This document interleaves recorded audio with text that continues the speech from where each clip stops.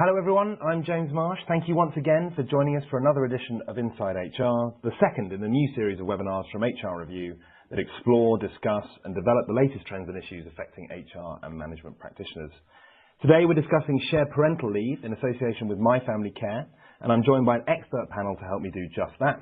Before I introduce them to you, there's just time for me to tell you about how you can take part in our discussion this morning. You can send us your questions for any or all of our panel throughout the broadcast by clicking on the Ask a Question button, which is directly above the slide deck you can see on your screen. And we will attempt to read out and answer as many of these as we can towards the end of the webinar. A huge thank you to the number of you that have already submitted questions to us, some of which we'll also discuss. We do receive a vast number of these, and we apologise for not being able to include all of them, but what we will be doing is making available a summary of the most frequently asked questions for you to download after the webinar, and I'll give you details on that before we finish too. You can also cast votes in our poll, which will start a little later on what you feel the biggest challenges have been in implementing the new parental leave regulations. So listen out for that. And you can rate the webinar by clicking on the Rate This button, which is also above your slide deck. We really do appreciate your feedback. And lastly, you can follow the debate on Twitter by following @HR Review or using the hashtag InsideHR.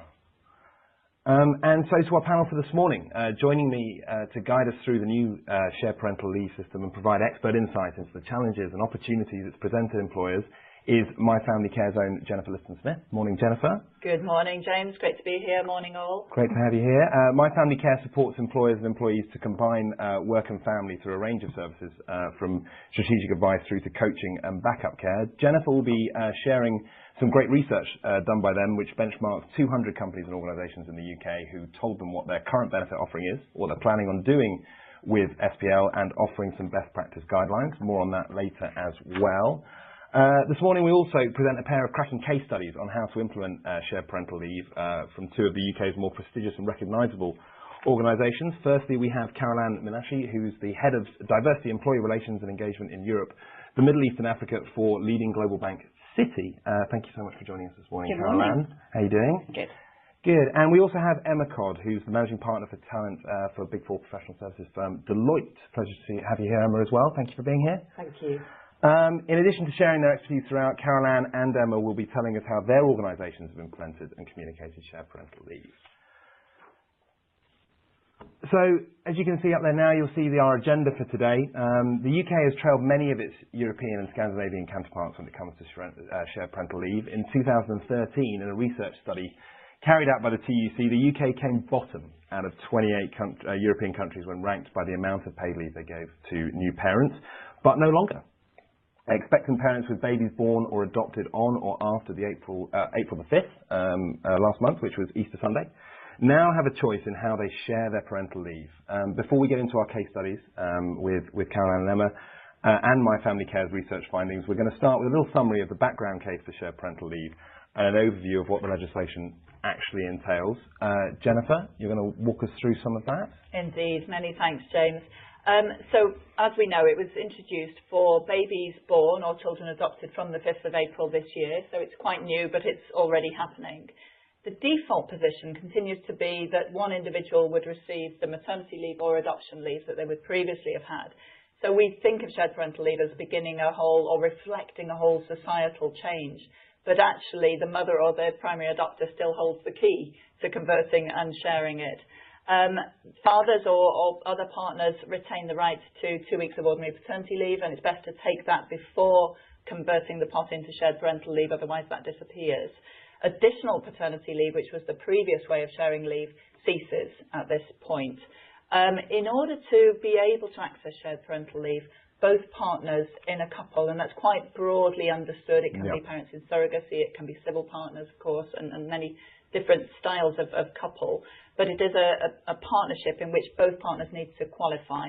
So the one who's your own employee needs to have worked with you continuously for 26 weeks by the qualifying week, which is 15 weeks before the expected birth. And the other partner needs to be economically active in some way, so they need to have been earning. In the past 66 weeks, they need to have been earning for at least 26 of those weeks and earning at least £30 in each of those weeks.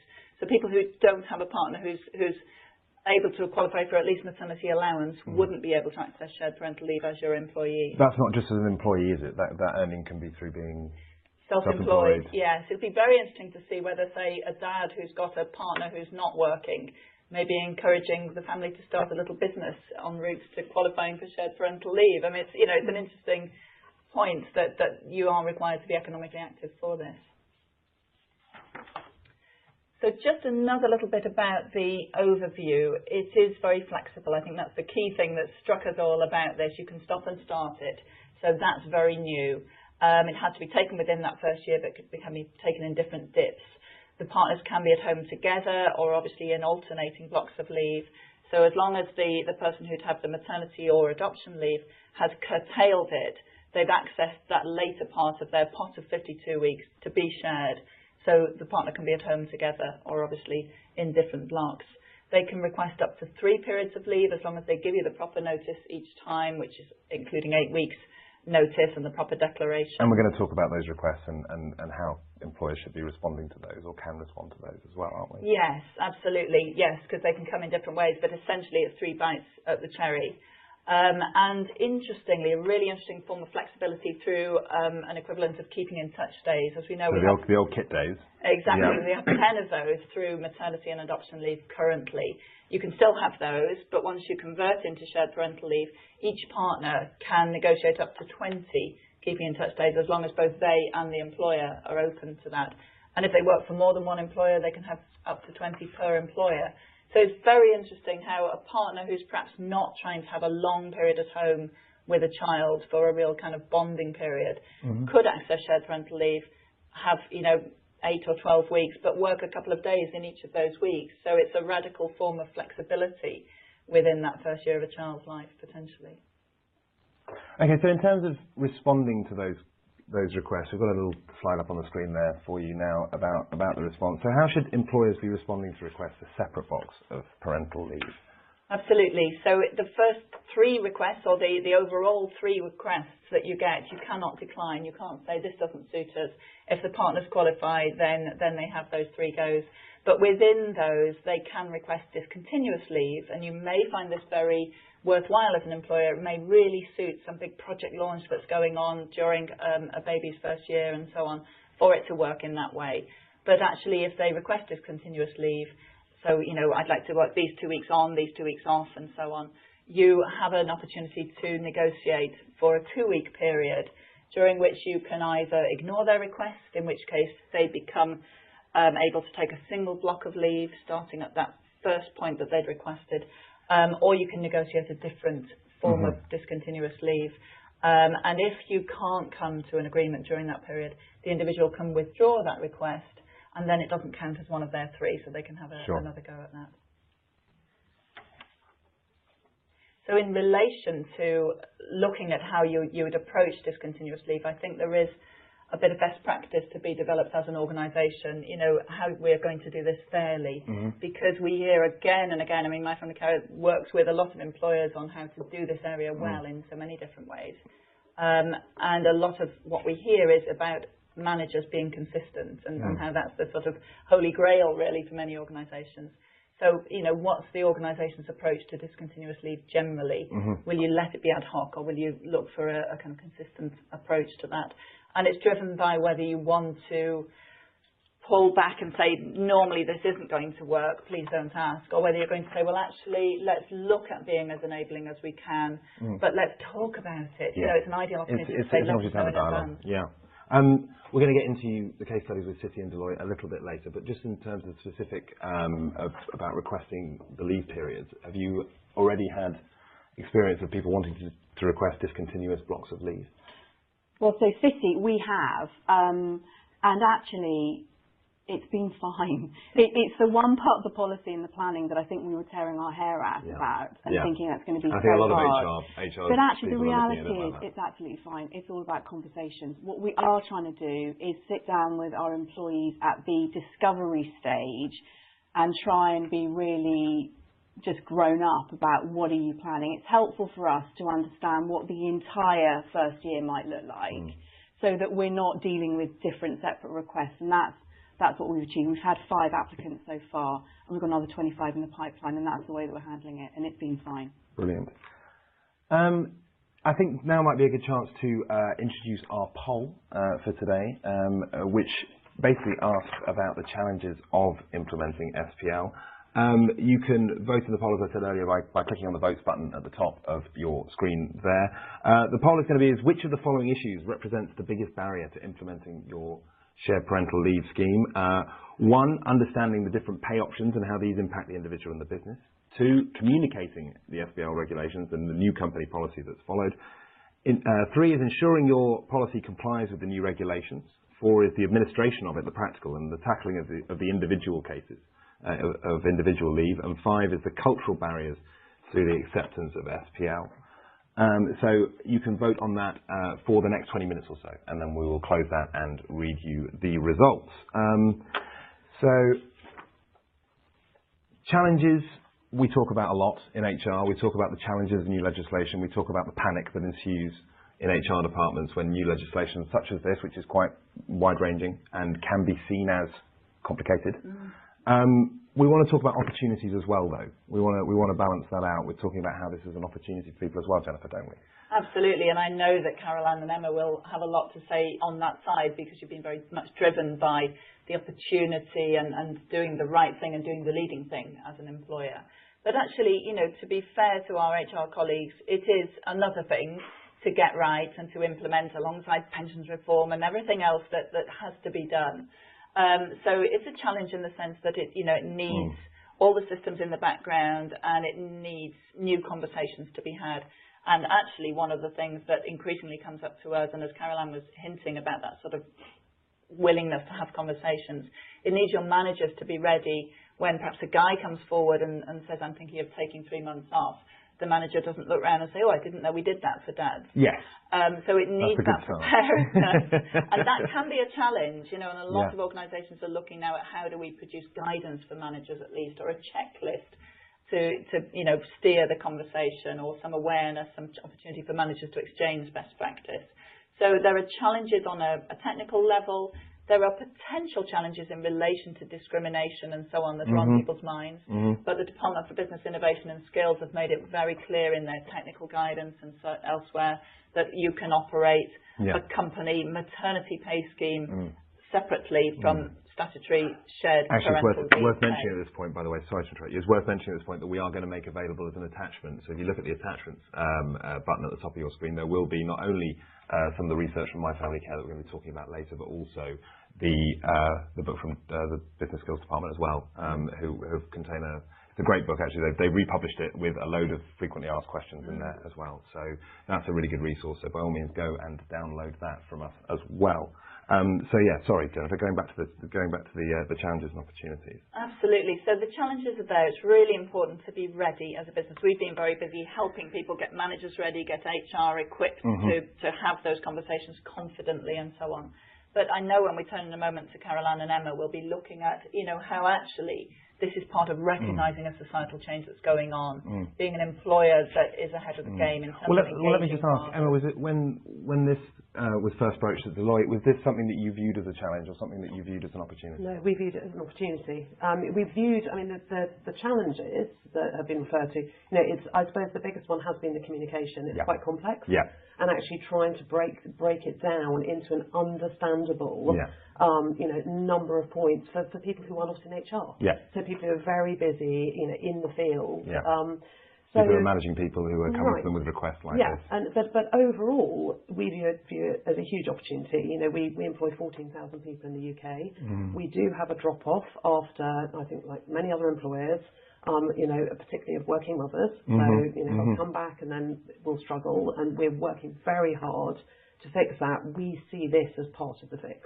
So we see this as, enabling fathers to share and getting that equality that we've been looking for. But I also think there are challenges, and we were discussing earlier that and I think you're going to be talking about it in terms of the mothers actually being willing to let go of that as well. Because certainly some of our research and also providing fathers with the opportunity to doesn't necessarily mean that they will. Right, and that's the culture side of it as well, isn't it? And the culture we saw actually as the biggest barrier. Yeah. And it was that the throwaway comments that would be made in the corridor. Somebody has openly has applied, said they want to do this.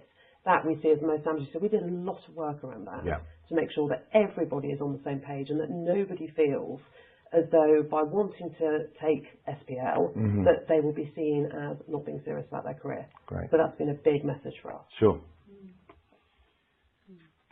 I know, Caroline, it was a big driver for City, wasn't it, to continue to ensure that parents can keep their career on track in the early years of a child's life? Absolutely. So our main driver was around equal treatment, actually. So we enhanced maternity pay, and so right from the get-go, that was where we started. But I think one of the best things that's come out of this is the normalising of being a dad, and the giving permission to say, actually, this is open to you. You can spend, if it's right for your family, you can spend significant chunks of time at home. And that has created this huge, it's just like a really positive feeling in our employee community that it's possible, that it's accessible. So although we're aware that fear of the culture, will it be okay, was something we were concerned about, in actual fact, now we're the other side of the line, we actually haven't experienced that. What we've experienced is huge positivity, people being able to do it. And I think from a Deloitte perspective, we have focused very heavily on agility over the last year and a half. And deliberately haven't used the word flexibility, agility, because it's positive. Yes. And, again, Caroline, to also echo your point, we've showcased role models, men that are, holding up the sign saying, actually, I work in a different way so I can take my children swimming. Because it would be fair to say that the two companies that you work for are in industries where one would imagine that there is a more traditional view of particularly paternity leave and attitudes towards men taking time out to look after kids. So it's interesting that you have both you found that cultural barrier not so hard to overcome. Major corporate investment bank. Yeah. But that's, and I think there's something subtle that we're possibly not talking about so far, which is, I think in the nation there's a change around parenthood. And I think actually what this policy or what the legislation is able to do is unlock this very new style of parenting that I think our younger employees want. And actually, I think that transcends boundaries of, which industry you're in or kind of what job you have. I think that we've got this new generation of parents coming up that says, actually, we want to experience a much more equal way of working with each other as co-parents and workers. As we established at the beginning, we were way behind the rest of the continent on this. You know, there were countries, Scandinavia particularly, seemed to have been leading shared parental leave legislation, but we were a long way behind, and this is seen as us catching up with so it's easy to take on board the fact that we were ready for this, which is great, and it's great that you guys are seeing that in your organisations as well. James, just one point on that, and again to echo really what Caroline said, the really interesting thing for me was under our agility focus that we had, we launched a month for the ability to take a month unpaid leave for all our people. You didn't have to give the reason, it could just be for anything. When we went into it, I went in expecting that it would be women, primarily women, working mothers that would take it. I was completely wrong. Really? It's actually 50-50. And also in terms of seniority, I was expecting it to be more senior people. It's not. So it reflects that, and it's been really interesting for us as a journey, and we certainly have moved way, beyond in terms of changing the culture, I think, through just starting to get people to think differently about that. Just because you want to spend time with your family, or you want to do something else, that doesn't mean you're not serious about your career. So that for us, but was an absolute revelation in terms of, you had this perception that it would just be this, and it wasn't. It's everybody now.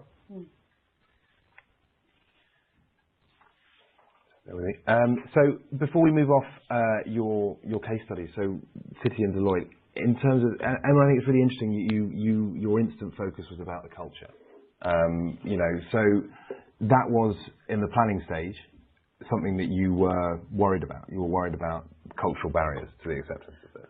I mean, worried is probably too strong. It was something that, as with everything we do and any change that we do within our organisation, we're going through a lot of change on talent at the moment.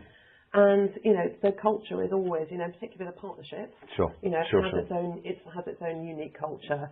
So, but it absolutely was something we focused on. Communication, though, was also, for me, you know, I'm not an HR professional, you know, I'm managing partner for talent, Yeah. but ultimately, you know, and when I certainly was sat down and talked through, I sat there thinking, how are we going to demystify this for our people? And how are we going to stop, you know, those conversations that could be really unhelpful? So big focus around, you know, yes, focus around we just need to carry on with the culture change that we've got already from the agility focus, and then how do we best communicate this? So we started training it, you know, very early. We, you know, we got it in front of our exec and our board very early. We took the decision to enhance very, very early. And we sort of did everything so that day one, you know, everyone in our organisation should understand. Every manager, you know, to the point about coaching, every manager should understand. And now there will be hiccups along the way, but I think, you know, we focused on the things that we know from our own business that we have to address to get it right. So Jennifer, Emma mentions enhancing there. Companies are faced with a choice as to whether they enhance their shared parental leave pay, whether they then enhance maternity pay to match that. You guys are working with companies to help them take those choices. What's been your experience with? I know we're going to get into some research later where you've looked at that in more detail, but just as an overview. Yeah, absolutely. I mean, the headline from that research, there is a slide later out of 200 companies sneak preview who are already quite family-friendly companies by virtue of being part of our kind of broad network and our client group. 45% were looking at enhancing shared parental leave in some way.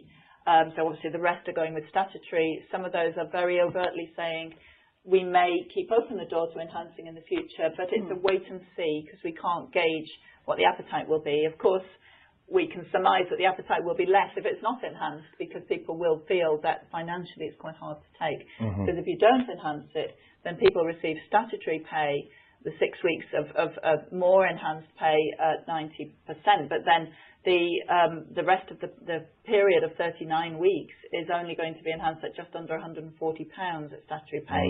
So that's quite a barrier to some people. I mean, it's the kind of barrier that women have been facing for a long time, but it feels like a different conversation when it's had as a couple. So organisations like Deloitte and Citi, who are enhancing generously, are putting a statement out there to say this is creating choice for you. This is enabling you as a couple to rethink how you parent. And we know that, you know, if a dad or a partner is involved in a very hands-on way in the early life of that child, they're probably going to remain, well, they are, according to research, going to remain more involved as the child grows.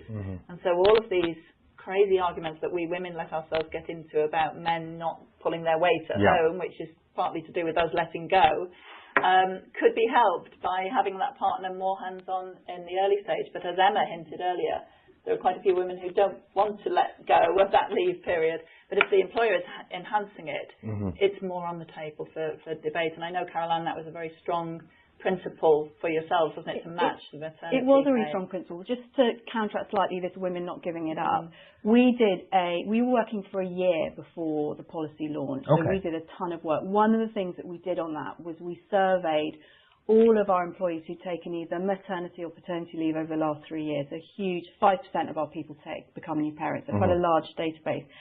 What we found from that survey was that 80% of our women were prepared to give up part of their maternity leave in order that their partner would have SPL. Now, that might say something about Citi's employees and being more progressive, but there were 2 data points that we found. That was one that was a bit of a surprise, and the other one was that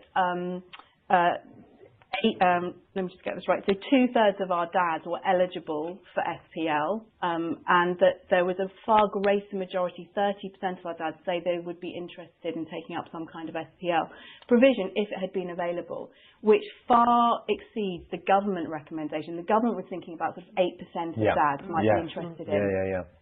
That really helped us form our policy, and really what it did was it said, actually, for our employee community, there is a much higher level of engagement and interest, both from our mums and our dads, in this policy and in availing themselves of it. So it just made it more of a business case that actually, if you're in the talent agenda, which we would share, you know, we want to be leading edge at policies that create, you know, retention, sort of stickiness to Citi, which is part of our business case. It's very interesting because we surveyed as well, so we did exactly the same, but we had quite a different result. So whether it's the profile, I think it might be our individual company. Right, and so but we still entered it with exactly the same view that, you know, this absolutely it's very interesting. And that makes a good point, which is actually this is a complex area of legislation, and company context is everything. Yeah.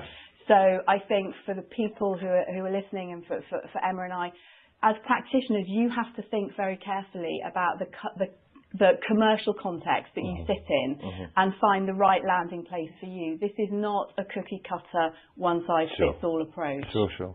And it also, with such discrepancy even in the room, it makes you wonder how the government managed to come up with an accurate sort of figure about how they would take up, how many people would take it up. Which and you're right, they came up with I think it was between 5 and 8% they predicted, wasn't it? Our poll is going strong. Just to recap, we're asking which of the following issues represents the biggest barrier to implementing your SPL scheme, and we have an outright leader at the moment, administration and tracking of individual leave, so the practicalities, the paperwork behind tracking everyone's shared parental leave, Jennifer, seems to be the thing that people are seeing as the biggest barrier. So actually they've got the principle, the cultural side, the background to it. It seems to be less of a problem for the people listening to us at the moment than the administration, the tracking of individual leave, the individual cases. Yeah, I'd love to hear, maybe people can tweet about this or indeed put questions in to say whether that is in fact the case. We're sorted on the cultural side, managers are all ready, and we're just making our systems work, or whether it is in fact that the systems are front of mind, because guess what, they've got to be in place. My experience of consulting with organisations and advising and developing managers is, once you start getting into it, the systems are almost the least of your worries, but they're going to be top of mind right now. Yes. But I'd love to hear if people are saying, no, it's actually just the payroll. We're sorted on the other fronts. So let's move it on a little bit from our poll to talking about your research, My Family Care's research, which benchmarked 200 companies and organisations in the UK, and they told My Family Care what their current benefit offering is, what they're planning on doing with shared parental leave, if they haven't done it already. As I say, we're about a month and a half into this, but there's still companies who are putting these things in place, and why and how they've arrived at these solutions. So, Jennifer, 200 companies, they each talk to you. What did they say? Well, they did, and this is like gold dust in a way to know what others are doing. So the fact that we were providing an anonymous survey was very helpful. So the results are the link to the results is going to be distributed, isn't it? So the results are there. Yes, I should mention that's going to be in your attachments as well. We've got My Family Care have put together a little summary document there of their research, so you can get that through the attachments button at the top of your screen. Sorry, Jennifer, carry on. So it's really quite interesting reading, to see the table of who's offering what. As we said, 45% of the respondents are offering some kind of enhancement. It's perfectly legitimate to offer statutory only. That's been said by the government, so you can do that. But if you want to create choice, then you'll enhance it. And the ways of enhancing, 90% of those who are enhancing are matching maternity. So as we go on to the next slide, we can also see that many of those who are enhancing it are putting some restrictions around that, that you need to return to work for a certain period, or you need to have a length of service. So as we refer to here as carrots and sticks. Exactly. And also enlightened employers, as I know very much that City and Deloitte are looking not just to the pay package, but to the benefits and services for individuals that help them combine their work and family lives, whether it's relating to care or into professional development, networks and so on, coaching services. So it's about more than pay. So there's a lot more that you can put in a package. But those who are putting packages in place, they do range from, there are a few incredibly generous packages at 52 weeks. There are quite a few leaders around the sort of 26 weeks or so. And then we get down to quite a few people who've obviously thought about this in a sensible way and thought, actually, if we enhance 4 weeks or 12 weeks, that will cover a lot of people's needs. Because guess what? I think a lot of companies, and I know City did some research, you consulted with employees, and it turns out people would like to tag on perhaps a couple of weeks after the ordinary paternity leave, and perhaps 2 to 4 weeks when their partner returns to work, which is another key transition. So you only need to enhance a few weeks for that, and in the detailed results it shows a vast table of those differences. So there are quite a range of ways of doing it. We've got another couple of slides that say that there are some sectors like public sector and higher ed that are the more generous across the board. Is that why do you think that is? Is that just they've been quicker off the mark in terms of take up because they? I think it's to some extent about being seen to do the right thing as well in those sectors which are very publicly accountable. So I mean there was a big driver about the civil service doing that initially, wasn't there? So Nick Clegg and Joe Swinson were wonderful spokespeople for this, and of course, you know, they're not so prominently around now. So we've just lost Joe. A shame for maternity in this context. Yes, at least. indeed. So there is also the same drive to enhance paternity in the same sectors that are enhancing maternity and shared parental leave, and to make that doable for everybody, because otherwise that's only statutory paid as well. So you know, the research will be there for people to have a look and see the details. So we'll just, if we may, because I'm aware of the time, of course, leave people to read the report in which they get all of that detail, and maybe come as more of a conversation to the leadership messages. I think absolutely, because we want to dwell on the leadership messages because that's the advice that we want to be putting out here for people listening this morning. So the leadership messages from the research. Obviously, as senior leader buy-in is something that, you know, HR departments hear all the time, but getting them to champion this as well.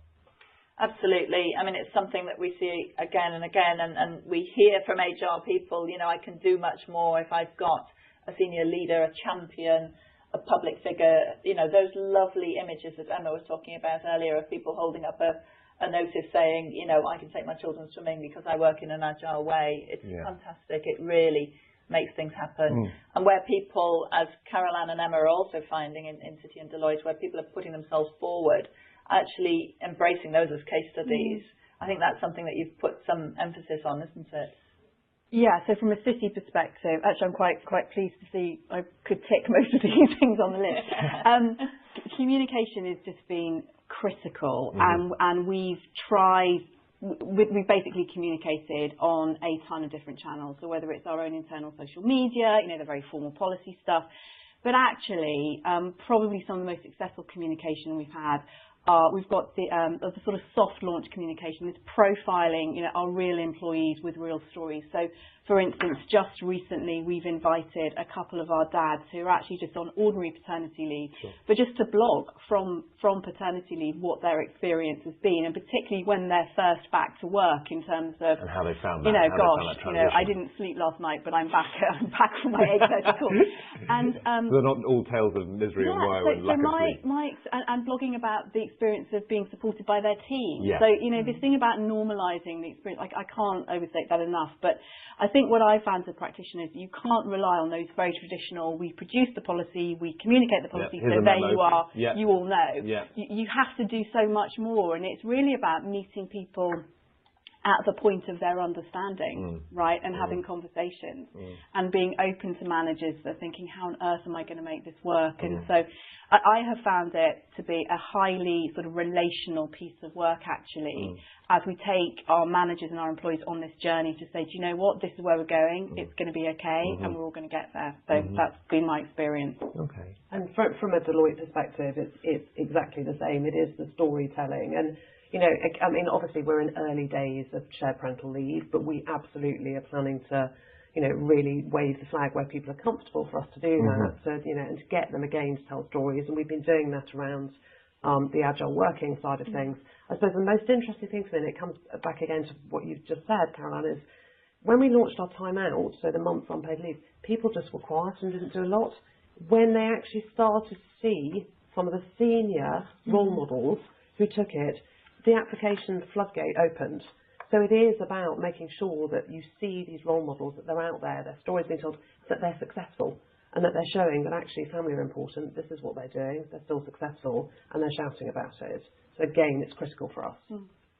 Absolutely, and as we've all discussed, you know, managers, helping managers, not sort of beating managers into readiness is really important, because, you know, we're all managers here, you know, there's a lot to do.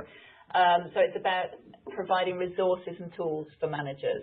And as Caroline absolutely spot on puts it, you know, meeting people where they are, understanding managers' wish and will to do this well, but making sure they have the understanding, the tools to hand when they need them. But helping them to remember too that it's not just a complicated set of regulations, that it's about a life transition, that this key talented person is going through, and everything you can do to help them know that you're there, you've got an open door, you're listening, and that you are avoiding unconscious bias about their ambitions reducing in the future. You're looking into ways of keeping their career on track.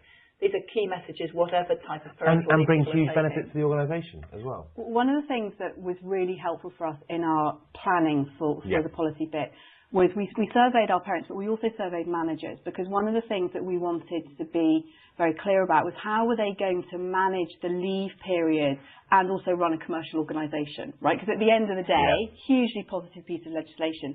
But if you've got a busy team of 25, you know, relationship managers, and one of them's about to be out for a period of time, you know, that's a concern. We've learned a lot from maternity leave that we can levy from. But what our managers told us was that for periods of around 12 weeks or even maybe slightly more, you know, they would just cope. They would absorb the work in amongst the rest of the team. And it was really only for these very long leaves of absences that they would have to get additional resources in. And I think planning and understanding how the work is going to continue to be done is really important. I think that there is, you know, we're slightly in danger of making it too positive. And the reality is we've got managers that still need to run a business. So we were careful to explore that. Yeah. And part of that career conversation that a manager has with the individual is, you know, about ensuring that if they've been a leading light in a certain project, that they're able to stay in touch with that, perhaps by the way they think about using their leave period, because they can use it more flexibly. It enables them to, you know, be back in July or whatever if they can manage to do that. So we believe overall, Jennifer, and it's great to hear the stories from City and Deloitte, but overall, across the country, do we believe that this is going to lead to more men taking more leave, spending more time with newborn children, and do we believe that that's something that is going to change the dynamic, but not just at work, but also at home? So this represents actually a social shift, a cultural shift. It represents a more enabling form of legislation for that cultural shift that, as Caroline that we think may already be happening. Underway. We've seen in all the clients we work with, we've already seen a few guys taking additional paternity leave, which was the former right, but it was a lot less flexible.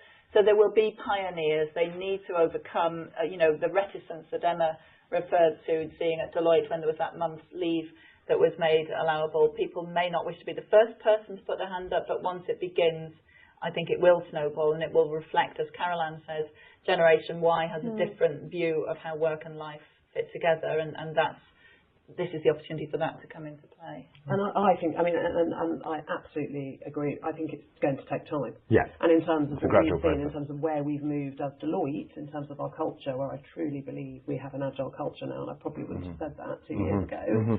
And it's taken time, and it is the role models, and it's the communication, it's the coaching. So, you know, absolutely, you know, making sure that people have that support as well.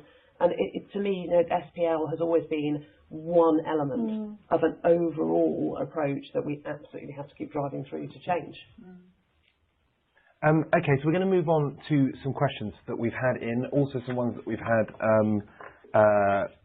pre-prepared as well. I've also just been told that there may be a slight problem with the attachments. If that is the case, and we can't, and you're struggling to download what we've made available there, what we will do is we have email addresses, contacts. We can send you links to all of that as well. So please do not worry about that. We will get those resources available to you. Some questions coming in. Karen, this is one for you. I think if City have enhanced SPL, have they enhanced maternity pay to do the same? We already covered that you have. I am being asked to reduce our enhanced maternity pay so that they are consistent. I'm reluctant to do this as the nature of SPL is not taking anything away from mothers. Yeah. So instead of enhancing one to meet the other, they're de-enhancing one to meet the other. So we thought about that for a nanosecond and then rejected it. And the reason why, we have incredibly strong data around our employees. So we know 5% of our people become new parents. That's exactly split 50-50 men and women. So to detract from maternity leave creates an automatic detriment to the women who are in our business. And our maternity leave policy, which has been enhanced pay for 26 weeks for so long, has been so valuable as a tool for us. We have a 97% return rate from our maternity leave.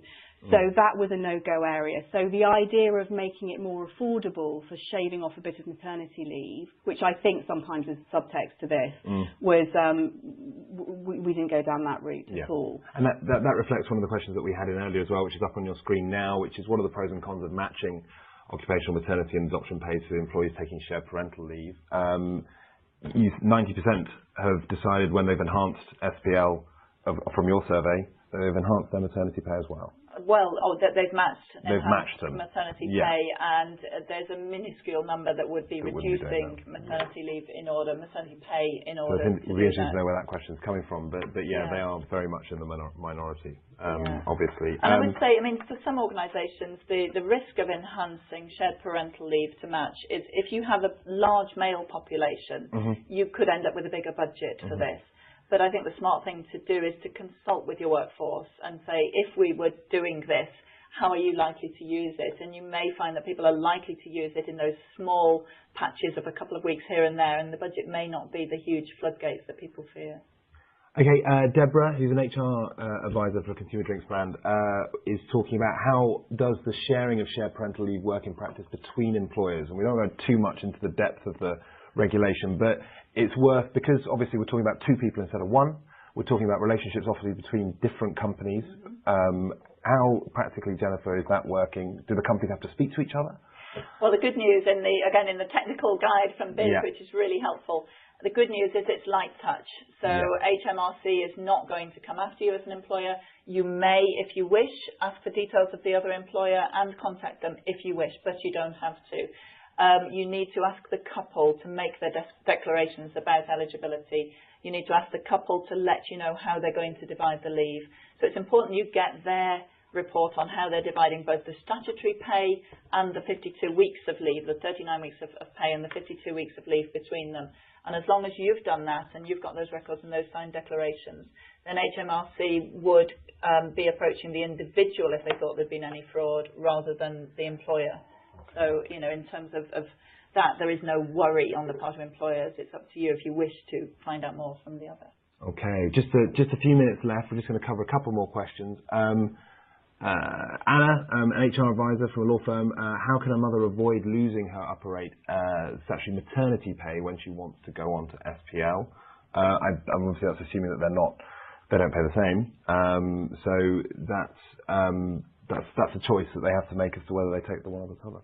Yes, I mean, if it's not being enhanced, then the couple needs to work out financially, and they need to be quite clear about what each employer is offering and work out the pot of leave. But as a lifestyle choice, even if the leave is not going to be enhanced for the other partner to take, and it'll be at statutory or unpaid if it's the last 13 weeks, it may still be a valid lifestyle choice to say, let's have another couple of weeks on top of ordinary paternity leave at the outset, freeing up a couple of the end weeks of the 52 in order to do that. Have either of you two in Deloitte and City, have you found that you wanted your HR and your managers to be able to actually help advise individuals how best to break down their leave and what might work best for them, or is that you've just been receiving their opinion on what they want to do?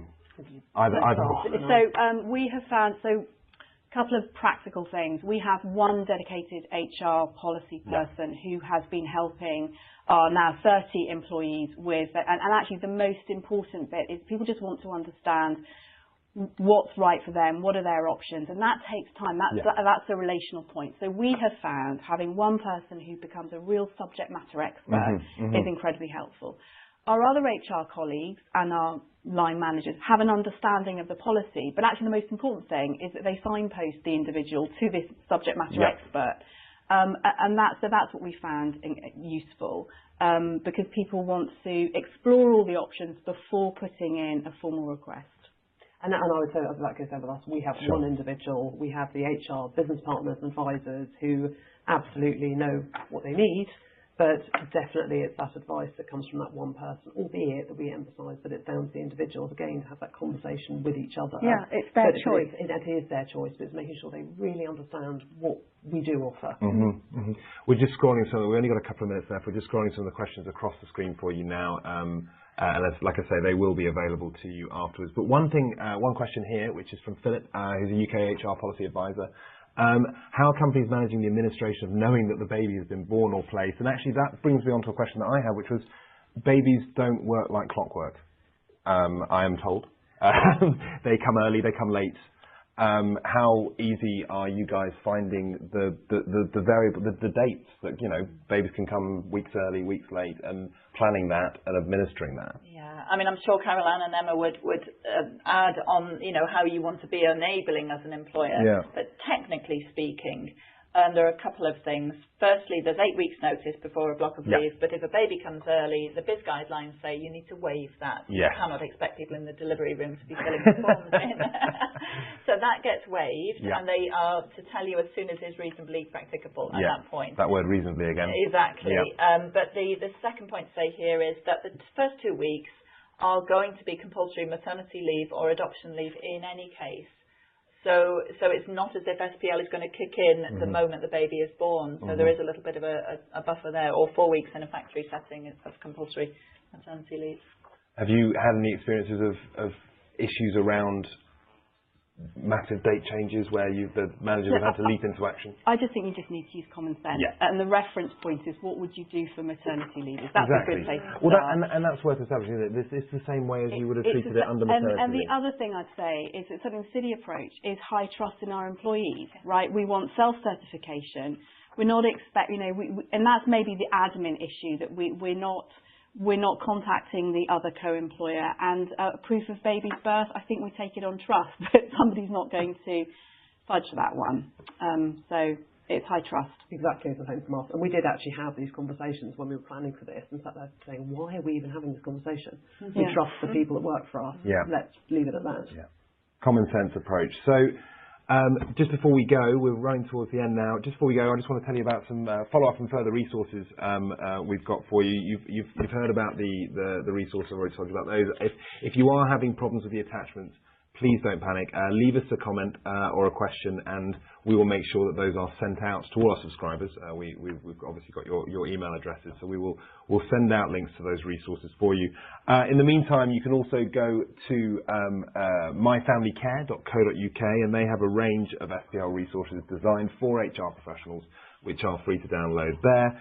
You can also go to HR Review and look at the rest of our series of Inside HR webinars, the next one of which is a conversation about how politics and the new government will be affecting HR practice over the next 5 years in Parliament.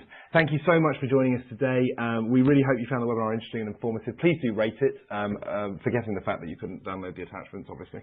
And if you would like to send us your feedback, please send everything, your questions, your feedback, comments to webinars@hrreview.co.uk. We will hopefully see you again when I'll be hosting another expert panel on new government politics and its impact on HR on the 2nd of June at 11 o'clock. Please join us. Thank you very much to everyone for being here. Thank you, Jennifer.